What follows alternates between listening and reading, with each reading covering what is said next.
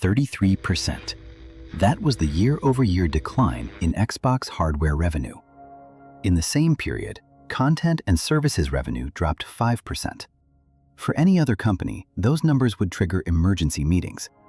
For a division inside Microsoft, a corporation posting quarterly revenues of $82.9 billion, they weren't just bad quarters. They were a hemorrhage inside a healthy body. It was against this backdrop of divisional crisis that new Xbox CEO Asha Sharma issued the directive in May 2026. The Xbox Copilot, Microsoft's flagship AI gaming assistant, was to be killed. Development on consoles would stop. The mobile version would be retired, effective immediately. The official statement framed the decision as reorganization, a move to get the business back on track. But the shutdown notice exposed something far more structural than a simple product cut. This was a corporate immune system rejecting its own transplant.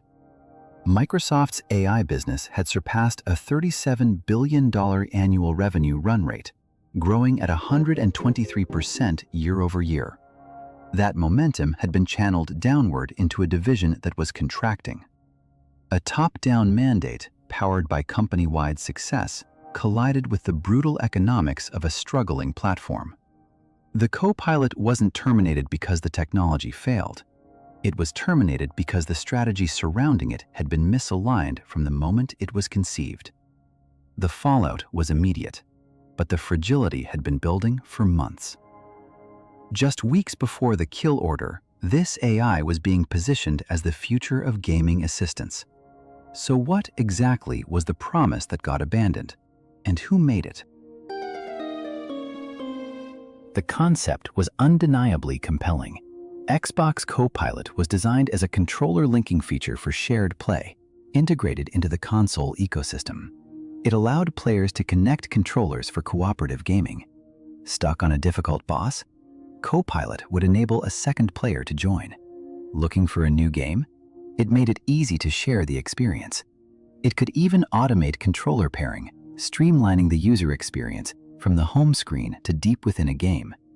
This was not a distant blueprint. In 2025, the project went live in beta across multiple platforms. Players accessed early versions on the Xbox mobile app, the Windows 11 game bar, and on handheld hardware like the ROG Ally. The message was clear. The technology was real, and it was intended for the current generation of consoles.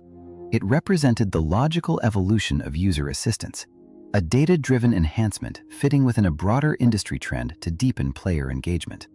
For a moment, the promise was tangible. The idea was sound, and the technology was emerging. On paper, it was a strategic imperative, a way to add value and differentiate the Xbox platform. But its development was not happening in a vacuum. The project's fate was being shaped by forces far beyond the gaming division. Though talk of financial spreadsheets and executive reorganizations was just speculation, the AI Sidekick was about to meet the corporate bottom line. The Xbox Copilot did not exist in isolation. It was a single project caught in the gravitational pull of a corporate supernova. By 2026, Microsoft's AI business was generating an annual revenue run rate surpassing $37 billion, a figure that had grown 123% year over year. Inside the company, Copilot was no longer just a product's name. It was a strategic mandate. Across every division, from cloud services to consumer software, the push to weave artificial intelligence into the roadmap was relentless. For the Xbox division, the direction was clear. Keeping pace wasn't optional. It was a matter of institutional relevance. This pressure manifested in a significant internal reorganization.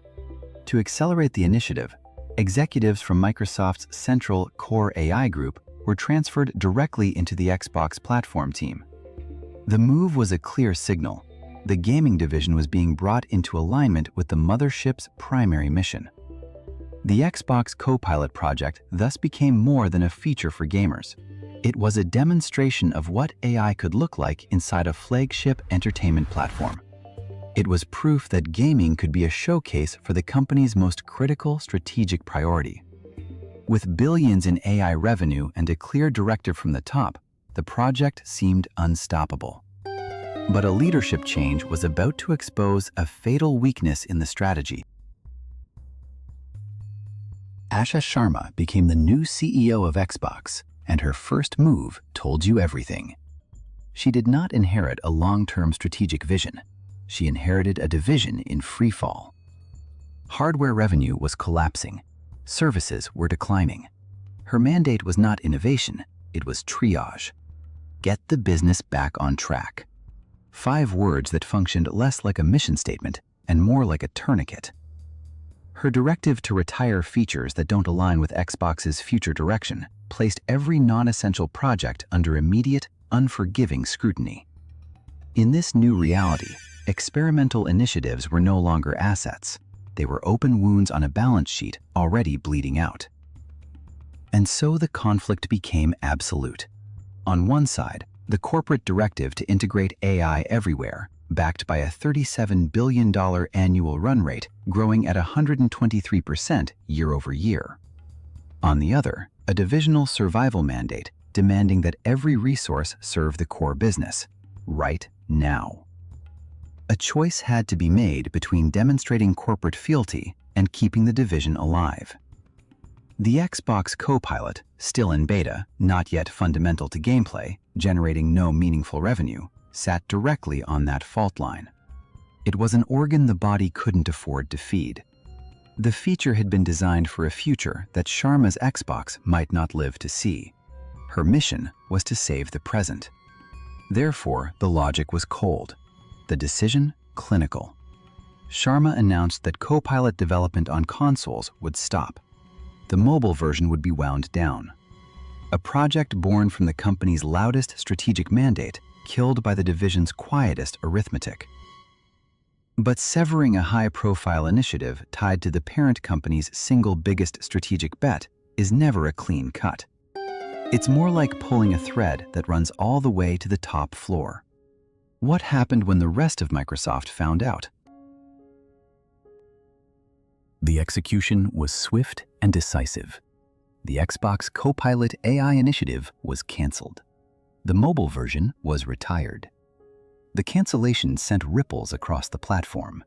On PC, the game bar version of the AI remained in beta, its future uncertain. A ghost in the machine. This was not a clean break, it was a messy unwinding, leaving an ambiguous artifact of a strategy abandoned mid-flight. For users and developers who had engaged with the beta, the retreat sent a clear signal that even high-profile commitments were subject to abrupt reversal.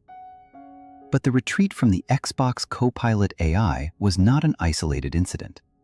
It was one data point in a much larger pattern of strategic contraction. The move coincided with the public scrapping of the Microsoft gaming brand. Viewed together, these actions paint a picture of a division under immense pressure, forced to streamline its ambitions and shed any initiative not directly tied to stabilizing its core business.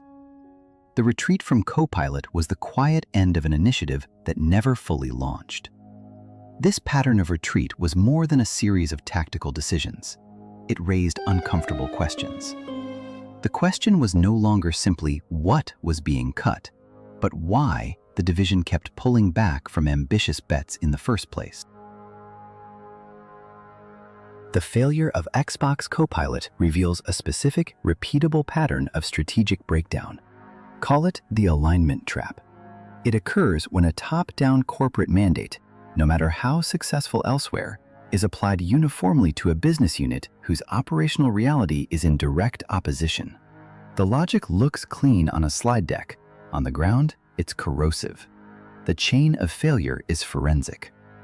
The premise: Microsoft's AI engine, running at a $37 billion annual revenue rate, had established AI as an unquestionable corporate priority.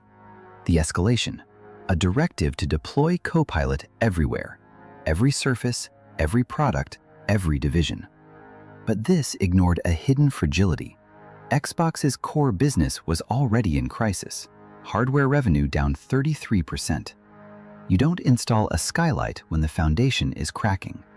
Then came the trigger, a new leader in Asha Sharma, whose mandate was not innovation, it was triage. The fallout was therefore a logical certainty. Copilot wasn't cut because the technology failed. It was cut because it was a strategic distraction from the urgent work of survival. Its value was measured against corporate alignment, not against the immediate needs of a struggling division. The AI initiative didn't collapse under its own weight. It was crushed by the gravity of a business pulling itself back from the edge. The core lesson is precise. Even the most powerful corporate strategy will fracture when it collides with the ground truth of a specific market. A mandate for innovation cannot substitute for a healthy business. A symbol of corporate fealty is worthless when the division itself is at risk. Strategy without context isn't strategy, it's ideology. This leaves one final critical question. When a company's vision for the future conflicts with a division's fight to survive the present, which one must ultimately break?